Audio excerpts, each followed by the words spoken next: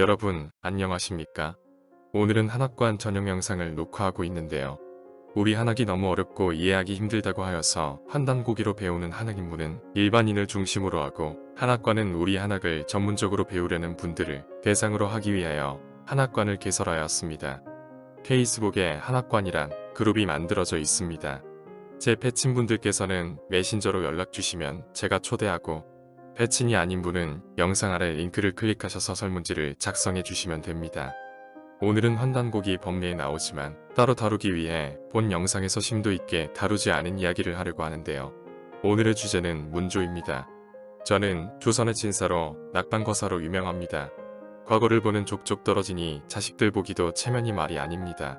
이번 과거도 떨어지고 집으로 돌아오니 무엇을 하여야 할지 모르겠습니다.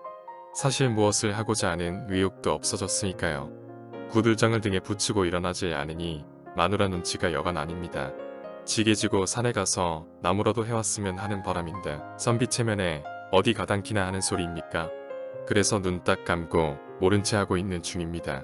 이러고 두어 달을 지내니 동문수학하던 벗이나 과거 길에 동행하던 지인들이 안부 편지를 보내옵니다. 목사가 되었다고 초대장을 보내온 이도 있으나 초대장을 보고 있노라면 낙방거사 배 아파 죽으라는 충문 같은 기분이 듭니다. 오늘은 벗의 노복이 책을 들고 왔습니다. 그러고 보니 이렇게 저렇게 들어온 책이 상당하게 모였습니다. 이제 책이나 읽으며 소일이나 해볼까요? 책 보따리를 풀던 저는 깜짝 놀랐습니다. 세조대왕 이래로 조정에서 금하던 금서도 있고 또 양교에서 자서로 금하던 불온서적도 상당수 있습니다. 이걸 어찌해야 할지 판단이 잘 서지 않습니다. 정신을 가다듬고 모든 서찰을 뜯어 살피니 잘못 온 사발통문도 나옵니다. 언제 누가 가져다 놓은 것인지 기억도 없는데 잘하면 역당이고 잘못하면 역적으로 몰릴 수도 있습니다. 그동안 발굴을 안하고 집에 놓아두었으니 역당이요.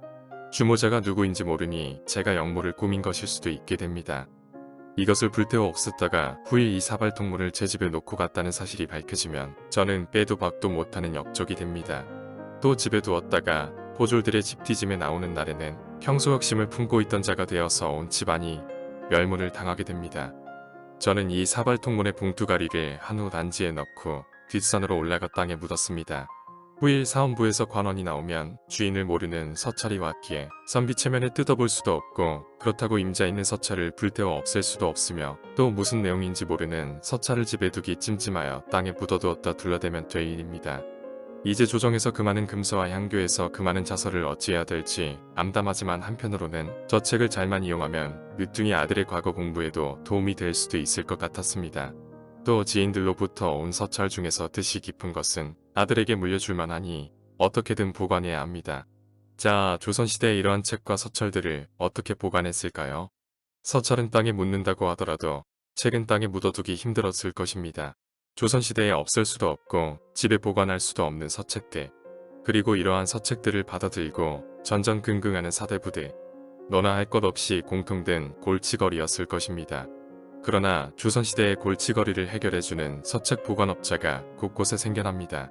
이 서책 보관업자는 그것이 금서이든 아니면 모반을 꾸미는 역적문서이든 관계없이 묻지도 따지지도 않고 비밀리에 돈을 받고 보관해 주었는데요. 저는 지금까지 조선의 서책 보관업자들이 요즘 전당포처럼 이것저것 모두 전당 잡는 그런 업종으로 생각해 왔었습니다. 이러한 제 관념을 바꾼 거는 얼마 전 읽은 환단고기 법례입니다. 환단고기 법례에는 단구세기 홍익촌수소편 내목행선생 문정공 소전야 차이역특어 백진사 문조고가야 소다장서라는 글이 나옵니다. 여기에서 문조는 글마름 또는 문마름이라고 알려진 조선의 서책과 서찰 보관업자를 말합니다. 이들은 약정기간을 정해 보관료를 받았고 약정기간이 넘어서 서책을 찾을 경우 추가 수수료를 받아 생활하였습니다. 그런데 환단고기 법례에서는 문조고가라에서 문조도 전문 분야가 나누어졌다는 사실을 확인할 수 있는데요. 백진사는 고가, 즉 옛 학문의 서책을 전문적으로 보관해주는 업자였다는 이야기를 환단고기 법례에 싣고 있습니다.